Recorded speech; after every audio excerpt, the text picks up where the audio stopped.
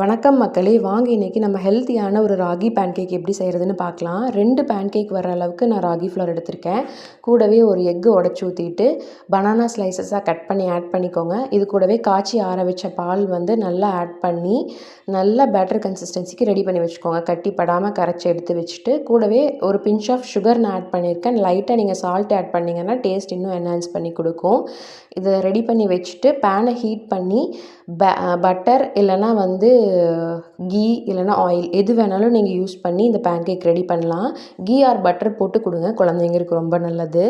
இந்த பேன்கேக்கு பார்த்திங்கன்னா சைட் டிஷ்ஷாக நான் ஹனி யூஸ் பண்ணாமல் நம்ம ரெகி பிராண்ட்லேருந்து வாங்கின இலந்த பழம் இருக்கு இல்லையா, நாட்டு இலந்த பழத்தில் காடமம் ஃப்ளேவர் மிக்ஸ் பண்ணி செஞ்ச ஒரு சாஸ் வெரைட்டி தான் இதுக்கு சைட் டிஷ்ஷாக வச்சு பசங்களுக்கு கொடுத்தேன். ரொம்ப யம்மியாக இருக்குது அப்படின்னு சொன்னாங்க. இதோட டேஸ்ட்டும் ஃப்ளேவரும் ரொம்ப பிடிச்சி போச்சு என் குழந்தைங்களுக்கு.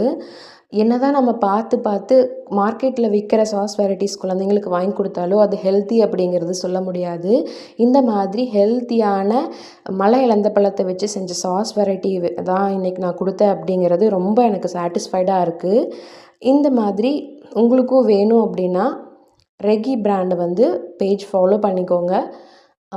உங்களுக்கும் தேவைப்பட்டால் அவங்களோட வெப்சைட்லேயே நீங்கள் டைரெக்டாக ஆர்டர் பண்ணலாம். தேங்க்யூ. டாடா, பபாய்.